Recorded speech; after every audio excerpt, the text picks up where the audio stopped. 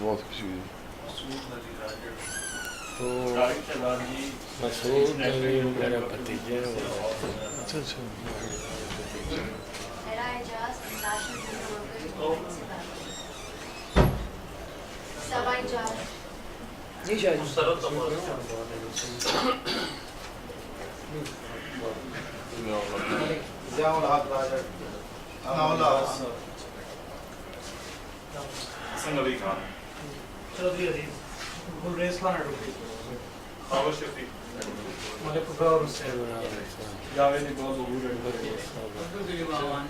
ملک comrade دلاؤ Multan سے international youth and workers movement کا organiser ہوں اور ورکنگ کلاس سے. میں زبیر ملک. میرا نام مقصود مجاہد ہے جی، لاہور سے تعلق ہے اور میں یوتھ اینڈ ورکرز موومنٹ کی سینٹرل کمیٹی کی Naveed general secretary district bar. Jawad Ahmed ji, international youth and workers movement کی سینٹرل کمیٹی کا ممبر ہوں. خان صاحب کا تو تعارف میرا خیال ہے سب سے پہلے کرا دیا گیا. تو آپ کچھ اگر کچھ فرمائیں تو پھر اس کے بعد. Actually I don't know what is the purpose of your visit. اچھا ابھی تک یہ نہیں مجھے یہ پتہ چلا تھا کہ آپ کی کوئی این جی او ہے، لیکن اس کے بارے میں پوری انٹروڈکشن یہ وہ تو آپ ہی بتائیں گے. اچھا چلیں جی خان صاحب. اس کے ایمز اور آبجیکٹس کیا ہیں؟ دیکھیں جی، ہمارے پہلی بات تو یہ کہ یہ این جی او نہیں ہے. اصل میں این جی اوز جو ہوتی ہیں سماجی کام کرتی ہیں، ایجوکیشن پہ کرتی ہیں، ہیلتھ پہ کرتی ہیں، اور بھی بہت سارے ایشوز پہ کام کرتی ہیں. اور میں نے بھی کیا ہے جی. میں پولیو کا پہلا ایمبیسڈر تھا پاکستان کے اندر، سب کو پتہ بھی ہے. پھر میں نے ایجوکیشن پہ کام کیا بہت زیادہ، اسکولز بنائے، بچوں کو پڑھایا. والدین میرے پروفیسر تھے جی، ابھی بھی والد صاحب حیات ہیں، ان کے ساتھ ہم رہتے ہیں. والدہ فوت ہو گئی 7 سال پہلے. دونوں پولیٹیکل سائنس پڑھاتے تھے. والد صاحب گورنمنٹ کالج لاہور میں پڑھاتے تھے، والدہ لاہور کالج سے ویمن میں پڑھاتی تھی. تو ریٹائرمنٹ کے بعد وہ ابھی بھی درس و تدریس کا انہوں نے ایک سلسلہ جاری رکھا ہوا ہے. لوگوں کے ساتھ وہ بیٹھتے ہیں، اور اس طرح وزٹنگ پروفیسرز بھی ہیں. والد صاحب ابھی تک پڑھاتے ہیں. تو کتابیں ان کی جو تھیں وہ پولیٹیکل سائنس کی ہوتی تھیں. تو دنیا کے مختلف جو نظام ہیں ان کو پڑھنے کا موقع ملا، ان کو جاننے کا. یونیورسٹی کے زمانے سے ہی کچھ ذہن اس طرح کا ہو گیا تھا کہ میں نے انجینئرنگ کی ہے مکری لاہور سے، گورنمنٹ کالج لاہور سے میں نے ایف ایس سی کیا تھا پری انجینئرنگ میں. والد صاحب کہتے تھے پروفیشنل ڈگری لے لو کوئی، کیونکہ مڈل کلاس کا میں پروفیسر ہوں اور ضروری ہے کہ نہ تم سرمایہ دار ہو جاگیردار ہو، تو کوئی کام اچھا ڈھنگا کر لو تو اچھا ہے، ڈگریز لے لو. تو ہم بھائیوں نے، ایک آرکیٹیکٹ ہے، ایک ڈاکٹر ہے، ایک میں ہوں، تو میں میکینیکل انجینئر ہوں. تو والد صاحب کی خواہش پوری کر دی. لیکن ایک ساتھ ساتھ جو معاملہ چلتا رہا وہ یہ کہ جو ارد گرد ہم دیکھتے تھے تو وہ کتابیں پڑھنے کی وجہ سے سوسائٹی سمجھ نہیں آتی تھی، اور یہ بھی نہیں سمجھ آتی تھی کہ یہ ٹھیک کیسے ہوگا. پھر اور زیادہ جاننے کی کوشش کی چیزوں کو. رسول صلی اللہ علیہ وسلم کا آخری خطبہ جو تھا وہ بڑا انسپائر کرتا تھا کہ آج سے تمام انسان برابر ہیں، کسی کو کسی پہ فوقیت حاصل نہیں. اور یہ بھی احساس ہوتا تھا کہ اس کا مطلب صرف یہ نہیں ہو سکتا کہ لا کی نظر میں سب برابر ہیں، جس طرح ویسٹ کہتا ہے. ویسٹ یہ کہہ کہ اصل میں تو سرمایہ دارانہ نظام جو ہے اس کو ایک پروٹیکشن فراہم کرتا ہے، سیکیورٹی فراہم کرتا ہے. کہہ کہ وہ کہتا ہے نا لبرٹی، ایکویلٹی، فرٹرنیٹی، یہ خالی لفظ ہیں سارے. جب تک آپ لوگوں کو ان کا روزگار اس طرح کا نہیں دیں گے کہ جس سے دنیا میں جو کچھ اگتا ہے، جو کچھ بنتا ہے، جو کچھ ملتا ہے، ان کو اور ان کے بچوں کو اس پہ دسترس ہو، تو یہ سارے الفاظ خالی ہیں. کم آمدنی والا آدمی جو ہوتا ہے اس کے بچے جو ہیں وہ بہت سی چیزوں سے محروم رہتے ہیں. زیادہ آمدنی والے آدمی کے بچے جو ہیں وہ ہر چیز ان کے ہاتھ میں ہوتی ہے. ہمیں کہا جاتا ہے یہ خدا کا نظام ہے. جب ہم دنیا میں دیکھتے ہیں تو خدا کی تقسیم تو یہ نہیں ہے. ہم تو دیکھتے ہیں کہ خدا نے ہر چیز تمام انسانوں کے لیے پیدا کی ہے. تمام بچے بھی ایک طرح کے پیدا ہوتے ہیں، 2 ہاتھ، 2 پاؤں، 2 آنکھیں سب کی ہوتی ہیں. یہ فرق کیسے پیدا ہوتا ہے؟ تو پتہ لگتا ہے کہ مختلف ملکوں کو دیکھیں تو مختلف ملکوں میں مختلف نظام ہیں، ان نظاموں کے حوالے سے ہی وہاں پہ خوشحالی کے لیولز ہیں. تو اس لیے ایک بات تو صاف ہو جاتی ہے کہ نظام تو انسان بناتے ہیں. خدا نے زمین بنائی ہے لیکن اور نیچر بھی بنائی ہے، لیکن نظام انسان بناتے ہیں. یہ جو چیزوں کی ڈسٹریبیوشن ہے، جو پیدا ہوتی ہیں، جو اگتی ہیں، جو ملتی ہیں کسی بھی ملک میں، ان کو جب ڈسٹریبیوٹ کیا جاتا ہے تو وہ انسانی نظام ہوتا ہے، وہ خدائی نظام نہیں ہوتا. اور یہ امیر غریب خدا نے نہیں بنائے ہوتے، یہ امیر غریب جو ہے یہ نظام بناتا ہے. وہ نیلسن منڈیلا حالانکہ وہ بڑا انقلابی تھا، بہت بڑا، تو اس نے ایک بات کی تھی، بڑی مزدار بات تھی. اس نے کہا تھا کہ یہ جو غربت ہے یہ نظام کی پیداوار ہے، غربت خدائی تحفہ نہیں ہے، یہ نظام سے اگتی ہے. تو ہم یہ سمجھتے ہیں کہ یہ جو دنیا کو جو ہم دیکھتے ہیں تو جس طرح ہمیں بتایا جاتا ہے کہ دنیا ایسے ہے اور اسی طرح چلے گی، یار اس طرح ہی رہے گا، تو پھر ساتھ ساتھ یہ بھی کہا جاتا ہے کہ چیزیں ٹھیک کرو، چیزیں ٹھیک کرو. یہ بڑا ایک کانٹراڈکٹری چیز ہے، آپس میں تضاد ہے بڑا. اگر چیزیں ٹھیک کرنی ہے تو صحیح طرح کریں، پھر آپ ہر ایک کو ہر چیز دیں. ایسا نظام کیوں نہیں بناتے جو تمام انسانوں کو ہر چیز دے سکے؟ کیوں ہماری سیاسی تنظیمیں، سیاسی پارٹیاں، پوری دنیا میں جو سیاسی پارٹیاں ہیں وہ ایسی بات کیوں نہیں کرتی؟ اس کی سمپل سی وجہ ہے، سیاسی پارٹیاں چلاتے ہی وہ لوگ ہیں جن کی اجارہ داری ہوتی ہے ان تمام ریسورسز پہ جو کہ اس ملک کے اندر ہوتی ہیں. آپ چاہے امریکہ چلے جائیں، چاہے انگلینڈ چلے جائیں، چاہے پاکستان میں چاہے انڈیا. ابھی آپ دیکھیں وہ جو جیتا ہے اس کا مودی جو جیتا ہے، مودی کو جتانے والے جو ہیں وہ کارپوریٹ انڈیا ہے. وہ لوگ ہیں جنہوں نے 45 کروڑ مڈل کلاس بنائی ہے انڈیا کی، لیکن جو 80 کروڑ غریب لوگ ہیں ان کے لیے وہ کچھ نہیں کر سکتے اور وہ نہ کچھ کر سکیں گے. انہوں نے اس کو میڈیا پہ چڑھا کے ووٹ لوگوں سے دلوائے ہیں اور وہ مردی آ گیا. اب ان کے لیے وہ مراد دے گا، وہ اور زیادہ پیسے کمائیں گے. یہ ان کی پوری کہانی ہے. پوری دنیا میں پارٹیز کے اندر جتنے لوگ بیٹھے ہوتے ہیں یا تو وہ خود سرمایہ دار جگیردار ہوتے ہیں، جس کو ہم بورژوا پالیٹکس کہتے ہیں، جس کو ہم عام پالیٹکس جو ہوتی ہے کسی بھی ملک کے اندر، جو عام پالیٹکس ہے جس کی برابری کی بنیاد نہیں ہوتی، برابری کی بنیاد پہ نہیں ہوتی پالیٹکس، وہ ساری کی ساری پالیٹکس یا تو یہ پولیٹیکل پارٹیز میں خود جگیردار سرمایہ دار بیٹھتے ہیں اور یا پھر انگلینڈ کی طرح ان کو ریپرزینٹ کرتے ہیں. جیسے انگلینڈ میں بہت سے ایسے پرائم منسٹر ہیں کہتے ہیں جی بڑا چھوٹے سے گھر میں رہتا ہے، وہ ریپرزینٹ کن کو کر رہا ہوتا ہے؟ اصل میں وہ سرمایہ داروں کو ریپرزینٹ کر رہا ہوتا ہے. وہ ان کے لیے لاز بنواتا ہے، ان کو مراد دیتا ہے، ان کے لیے اچھائی پیدا کرتا ہے، ان کے لیے غریبوں کے لیے برائی پیدا کرتا ہے. اور یہ حد الامکان پوری حد الوسع وہ کوشش کرتا ہے کہ کسی طریقے سے یہ جو طبقاتی نظام ہے یہ قائم و دائم رہے اور یہ نہ کوئی ہلائے، اس کی فاؤنڈیشنز نہ ہلائے، اس کی بنیادیں کمزور نہ کی جائیں. اصل میں تمام سیاسی پارٹیاں، تمام سیاسی عمل پوری دنیا میں جو کچھ ہو رہا ہے وہ اس طبقاتی نظام کو قائم کرنے اور رائج کرنے اور اس کو برقرار رکھنے پہ مصر ہے، اور یہ تمام لوگ اس کے نمائندے ہیں. ہم یہ سمجھتے ہیں کہ یہ جو برابری کا نعرہ ہے جو رسول صلی اللہ علیہ وسلم نے دیا تھا 1400 سال پہلے، اس سے پہلے کسی کی ہمت نہیں ہوئی کہ یہ بات کر سکے. پوری انسانی تاریخ میں ایسا نہیں ہوا. لیکن یہ بات ہے کہ انسانوں نے یہ دیکھا کہ حضرت موسیٰ نے جو فرعون کے خلاف کام کیا تو بنی اسرائیل میں سارے غریب لوگ تھے. حضرت موسیٰ کن کے ساتھ باہر نکلے تھے؟ غریب لوگ تھے. اگر حدیثہ کو دیکھیں، انہوں نے جینٹائلز کے لیے آواز بلند کی، رومنز کے خلاف انہوں نے آواز بلند کی. وہ رومن کا قصور کیا تھا جب وہ سولی پہ لٹکائے گئے تھے؟ صرف یہ تھا کہ وہ جب بات کرتے تھے تو ان کے آگے ہزاروں غریب لوگ ان کی بات سنتے تھے.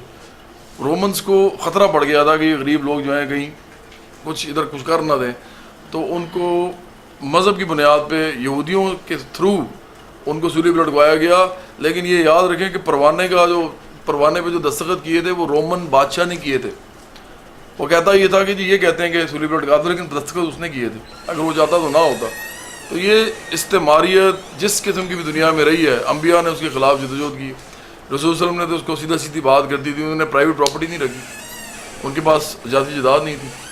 ہم ان کا نام لیتے ہیں، ہم پیسے کماتے ہیں، ہم اشیاء کرتے ہیں، ہم غریبوں کا بیڑا غر کر دیتے ہیں اور امیروں کے ساتھ ہم خوشامدی رویہ اختیار کرتے ہیں، امیروں کے ساتھ ہم تعلقات قائم کرتے ہیں. ہم تمام ہر قسم کی جو سفارش اور رشوت ہے اس سے کام لیتے ہیں اس دنیا میں. یہ پاکستان میں نہیں، پوری دنیا میں ہے. لیکن پاکستان میں تھرڈ ورلڈ کنٹری ہے، چونکہ ہماری اکانومی میں اتنی سخت نہیں ہے، ہماری اکانومی اتنی چھوٹی ہے. میں آپ کو مثال دے دیتا ہوں کہ اگر آج اس ملک کو کہا جائے کہ آپ تمام لوگوں کو 50,000 روپیہ صرف آمدنی کر دیں تو اس نظام کے اندر یہ ممکن نہیں ہوگا، اور اس لیے کوئی کہتا بھی نہیں ہے۔ منیمم ویج 12,000 سے 15,000 نہیں کوئی کروا سکتا، 15,000 سے 25,000 نہیں کروا سکتا۔ آج عمران خان صاحب کو جو تبدیلی کا نعرہ لگاتے ہیں کہ پختونخوا میں کتنی منیمم ویج کر دیا انہوں نے، اور تو ہم تو انسانوں کی بات کر رہے ہیں۔ پختونخوا میں انسان بستے ہیں، ان کے بچے ہیں، ان کی فیملیز ہیں۔ اگر آپ پختونخوا میں تبدیلی کا نعرہ لگانے کے بعد بھی آپ وہاں 12,000 منیمم ویج لوگوں کو دے رہے ہیں تو آپ کا کیا خیال ہے کہ کون سی تبدیلی لے کے آ رہے ہیں؟ 5 سال میں آپ کیا کر لیں گے؟ اور یہ ایسے ہی رہے گا، یہ ایسے ہی رہے گا جب تک یہ نظام رہے گا۔ یہ نظام سرمایہ داری نظام ہے، اس میں لوگ جو ہیں جن کی اجارہ داری ہے ان کی اجارہ داری ہے۔ اس کو ہم سمجھتے ہیں کہ صرف تاریخی قوتیں جو ہیں وہ صرف 2 ہیں جو اس کو کر سکتی ہیں، اس کو ہلا سکتی ہیں۔ ایک مزدور اور کسان ہے، اور ایک طلباء اور نوجوان ہے۔ یہ ملتے ہیں تو مساوات اور برابری کی تحریک اٹھتی ہے۔ ہم ایک تحریک اٹھانا چاہتے ہیں برابری کی پاکستان میں، ہم جگہ جگہ جا رہے ہیں، ہم بات کر رہے ہیں۔ میں آپ کو یہ بتا دوں کہ ہم 21 یونیورسٹیوں میں اس وقت لاہور کی، صرف لاہور میں ہم 21 یونیورسٹیوں میں ہماری ممبرشپس ہیں، لیکن یہ ایسے تو لوگوں کو نظر بھی آنا شروع ہو جائے گا۔ ہم جو بات کریں وہ ہر آدمی کی دل کی پکار ہے۔ ہم یہ نہیں چاہتے کہ سیاسی نظام جو ہے، جو پارلیمنٹری پالیٹکس ہے، پارلیمنٹری ڈیموکریسی جو ہے، ہم اس کو سیدھا سیدھا کہنا شروع کرتے ہیں ختم کریں۔ ہم کہتے ہیں اس کو ٹرائی کر کے دیکھ لیں، ٹیسٹ کریں۔ آپ جتنے مرضی الیکشن کرا لیں، حال یہی رہے گا، اس ملک میں ایسے ہی چلے گا۔ غریب اور امیر میں فرق اس طرح رہے گا، بلکہ بڑھتا جائے گا، جو مرضی پارٹی آ جائے، کیونکہ نظام ایسا ہے، نظام میں سکت نہیں ہے۔ گلوبل اکانومی گورے کنٹرول کرتے ہیں۔ گورے کا مطلب یہ نہیں ہے کہ گورے ورکنگ کلاس۔ میں آپ کو مزے کی بات بتاؤں، یہ ایسے ہی میرے ذہن میں آ گئی۔ یہودیوں کو ہم برا کہتے ہیں، ہم کہتے ہیں یہودی ساری دنیا کو کھا گئے، ساری دنیا کو انہوں نے بیڑا کر دیا وغیرہ وغیرہ۔ وہ اتنے ساہوکار ہیں جی، وہ سود کا کاروبار کرتے ہیں۔ آپ کو پتہ ہے اسرائیل کے اندر 70% سے زیادہ لوگ غریب ہیں، وہ بھی یہودی ہیں۔ یہ یہودی کا معاملہ نہیں ہے، یہ امیر یہودی اور غریب یہودی کا بھی معاملہ ہے۔ یہ امیر مسلمان اور غریب مسلمان کا بھی معاملہ ہے۔ یہ امیر کرسچن اور غریب کرسچن کا بھی معاملہ ہے۔ پوری دنیا میں ورکنگ کلاس جو ہے وہ غریب ہے، اس کا کوئی بھی مذہب ہو، اس کی کوئی بھی نسل ہو، اس کا کوئی بھی رنگ ہو، کوئی فرق نہیں پڑتا۔ اصل جو فرق ہے وہ غریب اور امیر کا، اور یہ سب کو پتہ ہے۔ آپ سارے یہاں بیٹھے ہوئے، ہم لوگوں کی جتنی تنخواہ ہوتی ہے ہماری اتنی ہی استطاعت ہوتی ہے، ہماری اتنی اسٹیٹس ہوتا ہے، ہمارا اتنا ہی ہماری قدر ہوتی ہے معاشرے میں، اس سے زیادہ نہیں ہوتی۔ یہ آپ کو سب کو پتہ ہے، آپ دل سے اپنی پوچھ لیں۔ ہماری اس معاشرے میں قدر صرف اتنی ہے جتنی ہماری آمدنی ہے۔ خدا نے ہماری اتنی نہیں کی تھی، اس نے نہیں ہمیں کہا تھا کہ یہ آپ کی آمدنی ہوگی، یہ نظام کی پیداوار ہے ہماری آمدنی بھی۔ ہم یہ سمجھتے ہیں کہ اس کے خلاف ہمیں کھڑا ہونا چاہیے۔ پوری دنیا میں ریسیشن ہے، پوری دنیا میں گلوبل اکانومی جو ہے وہ کیا اس کا بیڑا غرق ہو گیا ہے۔ اربوں لوگ اس وقت مصیبت میں پڑے ہوئے ہیں۔ اس وقت پوری دنیا، ابھی کاروں کی انڈسٹری کا یہ حال ہے کہ کاریں، لاکھوں کاریں کھڑی ہیں، ان کو خریدنے والا کوئی نہیں ہے، اور گاڑیاں بنائی جا رہے ہیں، ان کو پتہ نہیں کرنا کیا ہے۔ ایسا ڈیڈ اینڈ ہے جہاں پہ کیپٹلزم آ چکا ہے، سرمایہ دارانہ نظام آ چکا ہے۔ اور آخری بات یہ ہے جو میں ضرور کرنا چاہوں گا ہمارے تمام دوستوں کے سامنے، کہ یہ ایک بہت انٹلیکچوئل معاملہ بھی ہے۔ دیکھیں، پہلے جب کبھی رسول صلی اللہ علیہ وسلم نے جب کہا تھا، اس کے بعد بہت سے لوگوں نے اور بھی کہا، پھر کارل مارکس نے بھی کہا، پھر بہت سے لوگوں نے مساوات بات کی۔ جب تک وہ یہ کرتے رہے، وہ صرف یہ کہتے رہے، پروجیکشن یہ دیتے رہے کہ اگر کیپٹلزم کو ختم کر کے برابری کا نظام آئے گا تو وہ اس وقت ممکن ہوگا جب کہ دنیا میں پروڈکٹیو کیپیسٹی اس حد تک ہوگی کہ ہر انسان کو ہر چیز مل سکے۔ یہ صرف کیپٹلزم بھی کر سکتا تھا، انڈسٹریاں لگا کے، فیکٹریاں لگا کے، مینز آف پروڈکشن کو بڑھا کے، ٹولز آف پروڈکشن کو بڑھا کے، جس کو ہم پروڈکٹیو ٹولز کہتے ہیں، وہ اتنے زیادہ ہیں، اتنی وافر مقدار میں کہ میں آپ کو جو بتانے لگا وہ بڑی عجیب بات ہے۔ اس وقت دنیا کے اندر 7 ارب لوگ رہتے ہیں صرف، لیکن دنیا کے اندر جو غلہ پروڈیوس ہوتا ہے وہ 50 ارب کے لیے بھی کافی، 50 ارب کو کھلا سکتے ہیں۔ آپ امریکہ میں دیکھیں، امریکہ میں صرف 1% سے کم لوگ ایگریکلچر کرتے ہیں، زراعت، صرف 1% سے کم لوگ، 99% نہیں کرتے۔ ہمارے یہاں پہ 70% کرتے ہیں، ابھی بھی 60% کم از کم کرتے ہیں۔ 1% سے کم لوگ اتنا غلہ پروڈیوس کرتے ہیں امریکہ میں کہ امریکہ کے اندر ان کو اناج بہانا پڑتا ہے، سرپلس ہوتا ہے اتنا زیادہ۔ تو اگر آپ سوچیں کہ اگر امریکہ کی پروڈکٹیو کیپیسٹی، جرمنی کی، جاپان کی، اٹلی کی، رشیا کی، چائنا کی، انڈیا کی، لیٹن امریکہ کے کچھ ممالک کی، یہ تمام اگر آپ ان کی پروڈکٹیو کیپیسٹی ملائیں تو یہ تو اس پلانٹ کو کیا 3-4 پلانٹس کو اور پال سکتے ہیں صرف اناج کے حوالے سے۔ اب گاڑیوں کے آپ دیکھیں، میں آپ کو بتا رہا ہوں کہ لاکھوں گاڑیاں بھی پڑی ہوئی ہیں، प्रोडक्टिव कैपेसिटी है कि हर आदमी को एक गाड़ी मिल सकती है, महीनों के अंदर पूरे गुजरात में गाड़ियाँ हो सकती हैं, लेकिन गाड़ियाँ खरीदने की सकत नहीं है गरीब आदमी के पास, यहाँ तो साइकिल खरीदने की नहीं है। प्रोडक्टिव कैपेसिटी दुनिया की इमेंस है। 21 अरब लोगों को हम हर वो चीज़ दे सकते हैं जो इस दुनिया में उगती है, बनती है, मिलती है। सिर्फ अगर नहीं दी जा रही तो वो सरमायादाना निज़ाम की वजह से नहीं दी जा रही, क्योंकि लोग सिर्फ प्रॉफिट के लिए सब कुछ कर रहे हैं, वो इंसानी नीड्स के लिए नहीं कर रहे। अब फैसला कौन मरला है।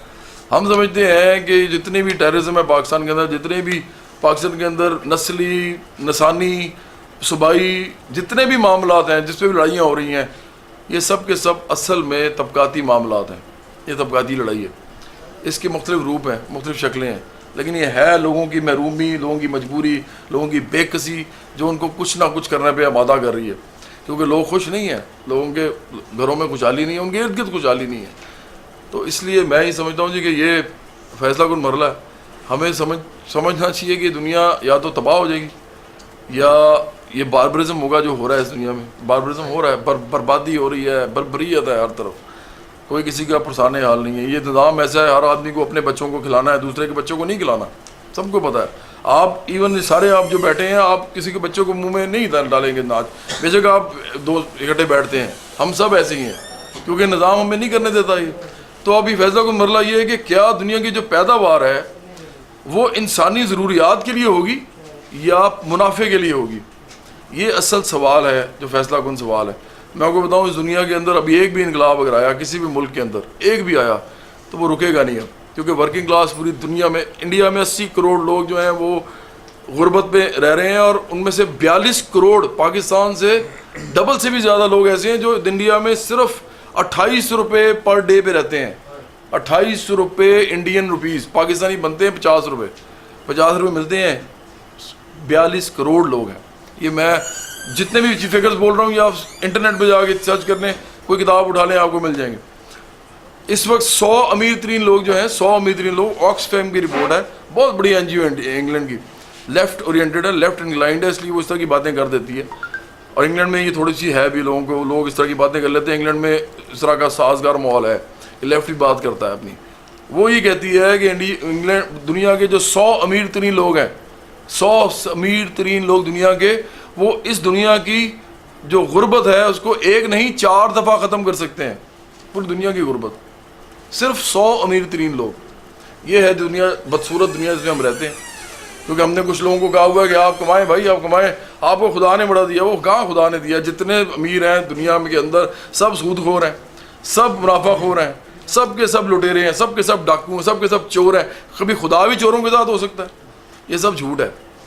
ये दुनिया में निज़ाम इंसान ने बनाया, इंसानों को चिन्हित करना पड़ेगा। हम सिर्फ इसलिए आए हैं। वकला जो है, मैंने जैसे पहले ही कहा था आते ही कि एक ताकतवर अदारा बन चुके हैं आप। ऐसा अदारा नहीं है जो कि जिसके अपने लॉज होते हैं, अपनी इम्प्लीमेंटेशन होती है, लेकिन ये एक अदारा है, ज़रूर हवा में है। ये अदारा है, आप लोग एक दूसरे के साथ बड़े टाइटली लिंक्ड अप हैं। आप एक आदमी के साथ कुछ होता है, सारे मौजूद होते हैं वहाँ उसको सपोर्ट करने के लिए। तो हम चाहते हैं कि आप इस नज़रिए को भी सपोर्ट करें, इस बराबरी की तहरीक को भी सपोर्ट करें। इंसानों की खुशहाली जो है, जो हम चाहते हैं कि पूरी दुनिया में मसावात और बराबरी के असूल पे हो, उसकी बुनियाद पे हो, उसको सपोर्ट करें और हमारे साथ चलें। अगर आप हमारे साथ चलेंगे तो मेरा ख्याल है इस मुल्क के अंदर हम असल एक बराबरी का निज़ाम लाएंगे, जिसको रसूल सल्लल्लाहु अलैहि वसल्लम भी कहते थे कि आना चाहिए, जिसको तमाम बड़े बड़े फ़लसफ़ी भी कहते थे, और जिसको मेरा ख्याल है कि हम सब भी चाहते हैं। और इस दुनिया के जो 5 अरब गरीब लोग हैं, उनके जो दिल की आवाज़ है, सिर्फ उनको ऐसे लोग चाहिए जो उनके लिए कर सकें। बड़ी मेहरबानी जनाब। बहुत अच्छी बातें आपने की हैं, लेकिन इसको इम्प्लीमेंट करने के लिए ज़रूरी है कि कोई बंदा सामने आए और इसको लेके चले। बाकी प्रॉब्लम तो हमारा ये मुआशी मसला ही है इस वक्त। तो रोड मैप इसका उसके क्या लिए है? ये है कि आप निकले मैदान में, हमारा पूरा रोड मैप हम आपको ज्वाइन है। हम तो करेंगे। जनाब बिल्कुल, आप बल्कि ऐसे कीजिए ना, आज हमने आपको क्या रोड मैप देना है। मैं पहले आपका जवाब ये है कि मैं तो तैयार हूँ जी, ज़िंदगी मौत तो खुदा के हाथ में, हम तो यही काम करेंगे। दिल की गहराइयों से आपने की है, और हम सच्ची बात है आपसे बहुत नहीं बड़ी मेहरबानी, बहुत शुक्रिया, एक बहुत बात मैं भी शुक्रिया। कहना चाहता हूँ कि हमारे अब्दुल रहीम साहब हमारे बड़े सीनियर वकील हैं। अच्छा प्लीज़ प्लीज़। बात यह है कि 60s में ये लेफ्टिस्ट की सियासत बड़ी अरूज पे थी, और उस वक्त सब मुल्क वाइज सियासत के अगेंस्ट प्लस तबकाती जंग इस तबकात की जो इससे मुतल्लिक इंतहाई फाइट थी और बड़े बड़े उसमें दानिशवर भी थे, सब कुछ था। माँ बाद वो जो नारा लगाने वाले थे वो सारी तहरीकें कुछ बड़े लोगों ने समेट ली, जी ऐसे ही कायद बन गए और नतीजा ये हुआ कि फिर लेफ्ट का नाम भी ख़त्म हो गया। जी। आज न सिर्फ पाकिस्तान में बल्कि पूरे वो जो लड़ते थे चाइना रशिया वो सब भूल गए, कुछ सारी बातें वो ख़त्म हो गई। बात यह है कि ये बातें तो बहुत अच्छी हैं, दिल को लगने वाली हैं। क्या वो आदमी जिसने अपने हाथ से मजदूरी नहीं की, जो इस चक्की में नहीं पिसा, क्या वो ये नारा लगा सकता है कि मैं ये तबकाती और मैं बराबरी का निज़ाम में ला सकता हूँ? आपसे मुराद नहीं नहीं, मुझे समझ आ गई, कोई भी है। जी जी जी। मसलन यहाँ पे नारा लगाने वाले वो लोग होते हैं जो खुद उस तरह के हालात से गुजरे नहीं होते, और मैं समझता हूँ कि जो इस तरह के हालात से गुजरे नहीं होते, बड़ी बड़ी गाड़ियों में बैठ के आते हैं, उनके अपने बड़े बड़े घर होते हैं और वो नारे लगाएं कि मैं गरीबों का हामी हूँ और यहाँ पे इनकलाब लाना चाहते हैं, उनके इनकलाब में वो आवाज़ वो असर नहीं होगा। कहा था किसी लेफ्टिस्ट ने, सोशलिस्ट ने, बल्कि कम्युनिस्ट ने कि कोई भी अमीर आदमी जब गरीबों की बात करता है तो वो धोखा दे रहा होता है। उसके अपने मफादात तो हो सकते हैं लेकिन कि हो नहीं सकता कि वो गरीबों के लिए वो सारा कुछ कर रहा हो। तो कहने का मकसद ये है कि इसमें क़यादत जब तक वो लोग नहीं संभालेंगे, जो पिसा हुआ तबका है वो नहीं संभालेंगे, आप करते रहे कोई और करता रहे, कोई इनकलाब नहीं आ सकता। उनको आपने उठाना है और बागडोर उनके हाथ में बागडोर देनी है। ऐसे ही जब उनके हाथ में देंगे, आप पीछे चले तो मुमकिन है बात बन जाएगी, लेकिन जब आप क़यादत करने का सोचेंगे तो ये बात नहीं, मैं क्यों आपकी बात को मानूं, इतनी बड़ी गाड़ी में आप मिसाल आप हैं ज़ैद ABC आप कोई ठीक कह रहे हैं, इसकी ठीक है, बात ठीक है। अब वो बात करे आके जनाब ये बड़ी नाइंसाफ़ी हो रही है, ये उमरा ये फलां तबका जनाब ये इस तरह ये सारे रिसोर्सेज पे काबिज़ है, वो काबिज़ रहेगा, कल भी था, आज भी है, कल भी रहेगा। और ये एक बात पूरी दुनिया में वो तरीक़े लेफ्ट की तरीक़ें दब गई हैं, लेकिन ये हमेशा के लिए नहीं दबी, ये ज़रूर ऊपर उठेंगी। बहुत और शुक्रिया। उठाने के लिए जैसे आपने ये तहरीक किया हुआ है, अच्छी बात है इसमें, लेकिन मेरी इसमें गुजारिश ये है उन पिसे हुए तबकात को, उनके वो नुमाइंदों को अपने साथ रखें तो फिर आपकी बात में वज़न होगा, वरना नहीं। जनाब मैं तो इसमें तालीम जाऊँगा, ये तो मैं इस पर दो बातें करूँगा जी। एक तो इन्होंने जो भी पूछा रोड मैप, और भी आपने जो बात की कि तफसीली इस मुल्क के अंदर, अच्छा मैं ऑन रिकॉर्ड कह रहा हूँ ये आपसे, नज़र गोंदल साहब ने मुझे पीपल्स पार्टी की टिकट की ऑफ़र की थी, इमरान खान साहब ने मुझे शहजाद रॉय के थ्रू 3-4 दफ़ा कहलवाया कि पार्टी ज्वाइन करूँ। एहसन इकबाल साहब मेरे घर आए थे, 1.5 घंटा बैठे रहे और उन्होंने कहा कि आप अपना वेट कहाँ डाल रहे हैं, बाकी लोग तो दूर चले गए, आप कहाँ जाएंगे। लेकिन जी जो पॉलिटिक्स है ना जी, ये वाली बूर्जवा पॉलिटिक्स, इसमें जाने का बड़ा फ़ायदा होता है, रातों रात आदमी मशहूर भी हो जाता है। फिर जो सरमायादार अदारे हैं, जिसको हम मीडिया के इदारे कहते हैं, वो सारे के सारे खुद सरमायादार हैं। वो ऐसे लोगों को बड़ा पसंद करते हैं जो आगे इलेक्शन खेलते हैं, आगे बातें करते हैं। जब आप सरमायादारी के ख़िलाफ़ बात करते हैं तो वो तो आपको एंटर नहीं होने देते, वो आपको प्रोग्राम में नहीं बिठाते, वो कहते हैं नहीं ये काम नहीं, ये काम है बंद कर दो, इसको नहीं दोबारा बुलाना। पहली बात तो ये है कि ये सारा कुछ अगर कर सकता था तो मैं इस तरह करता। दूसरी बात ये है जी कि चाहे आप जो मर्ज़ी कह लें जुल्फ़िकार अली भुट्टो को, मैं भी उसकी बहुत सी चीज़ों से एग्री नहीं करता, लेकिन आपको ये पता है कि उसने ये बात की थी, उसके ऊपर मैं आपकी बात ये भी मान लेता हूँ कि वो लीडर भी बन गया। चलें, उसके साथ हुआ क्या, इस बात करने का नतीजा क्या निकला, उसको सूली पे लटका दिया गया। तो ये तो रास्ता सूली का है जनाब, चाहे आप लीडर बनना चाहते हैं, चाहे वर्कर बनना चाहते हैं, सूली का रास्ता है ये। आप भूल जाएंगे, आप लीडर बनेंगे तो आप इस रास्ते से आराम से घर वापस चले जाएंगे। पहली बात तो ये। और आखिरी बात आपने जो की है जी वो ये कि मज़दूरों किसानों के साथ काम करना, हम तो ये समझते हैं, लेनिन ये कहता था। अच्छा मैं आपको ये भी बता दूँ कि रसूल सल्लल्लाहु अलैहि वसल्लम के पास आए, जब मिस्र से लोग आए, सॉरी अबू सुफियान के पास आए, जब रसूल सल्लल्लाहु अलैहि वसल्लम हिजरत कर गए थे, उन्होंने आगे पूछा कि रसूल सल्लल्लाहु अलैहि वसल्लम बताएं आप एक नबी पैदा हुए थे, रसूल सल्लल्लाहु अलैहि वसल्लम के बारे में बात की। उन्होंने कहा जी। उन्होंने कहा कहाँ गए? अबू सुफियान उस वक्त मुसलमान नहीं था। उन्होंने कहा वो चले गए। اب نہیں ہے یہاں پہ, چلے گئے, ہم نے ایسے حالات پیدا کر دیے. انہوں نے کہا اچھا یہ بتائیں کہ وہ جو نبی تھے وہ ان کو ماننے والے کون تھے؟ تو یہ تاریخی جملہ ہے اس کا. انہوں نے کہا سب غریب لوگ تھے. دیکھیں یہ جو لینن نے کہا تھا کہ ہم مزدوروں کو سکھانے کے لیے نہیں آئے بھائی, ہم تو ان سے سیکھنے کے لیے آئے ہیں, کیونکہ انہوں نے انقلاب کرنا ہے, ہم نے نہیں کرنا. تو یہ جو بات کر رہے تھے 100% میں آپ سے متفق ہوں. ہم کام ہی مزدوروں کسانوں میں کر رہے ہیں. ہماری ممبرشپ جو ہے نوجوانوں, طلباء, مزدوروں اور کسانوں میں ہے, اور ہم لیڈرشپ ڈیولپ کرنا چاہتے ہیں. اگر فرض کریں کہ ہم پارلیمنٹری پالیٹکس میں 10-12 سال بعد ہم سمجھتے ہیں کہ اس میں بھی آپ ٹرائی کر لیں, ٹیسٹ کر لیں نا, تو ہم سمجھتے ہیں کہ اگر مزدور اور کسان ہی پارلیمنٹ میں, آپ خود اب دیکھ لیں, میں آپ کو بتانے لگا ہوں, ایک مفروضہ ہے, آپ خود سارے سمجھدار ہیں, اگر 80% غریب لوگ جو اس ملک میں رہتے ہیں 80% ہی ریپرزنٹیشن ان کی پارلیمنٹ میں ہو جائے, وہ خود پارلیمنٹ میں چلے جائیں, جو کہ ہم کہتے ہیں کہ لیڈرشپ پروڈیوس ہو ان کے, تو کیا وہ اس ملک میں سرمایہ دارانہ نظام رہنے دیں گے؟ کیا وہ ایسے قوانین رہنے دیں گے جو اس طرح کے چل رہے ہیں؟ وہ قوانین ہی چینج کر دیں گے, وہ سارا ملک ہی چینج کر دیں گے. تو چاہے وہ پارلیمنٹری پالیٹکس کے تھرو آئیں 80% لوگ, اور اپنے لیے جتنے فیصد ہیں ملک میں آبادی اتنی فیصد ان کی ریپرزنٹیشن ہو, تو یہ خود بخود نظام چینج کر دیں گے. اور اگر وہ ایسا نہ کیا تو پھر وہ اپنا مزاحمتی, احتجاجی اور انقلابی حق رکھتے ہیں کہ وہ سڑکوں پہ آئیں اور نظام کو جو ہے وہ نیست و نابود ہی کر دیں. دونوں صورتوں میں ہمیں یہ گوارا ہے. ہم سمجھتے ہیں کہ تاریخ میں دونوں چیزیں ہوئی ہیں. ایون امریکہ جو ہے نا, میں آخری بات کر رہا ہوں, اس سے آگے نہیں بولوں گا جی, مجھے پتہ ہے بہت بول لیا میں نے.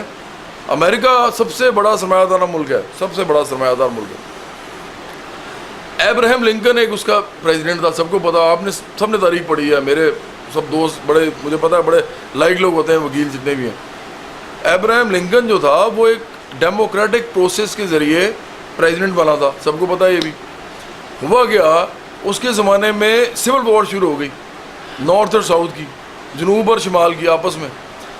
جنوب کے جو لوگ تھے وہ کہتے تھے کہ ہمیں سلیوری چاہیے, ہمیں غلام چاہیے, تاکہ غلام داری ہوگی تو اس ملک میں ہم اپنا ہی جو جاگیریں ہیں اور جو زراعت کا کام یہ ہم کر سکیں گے, غلام ہمیں چاہیے.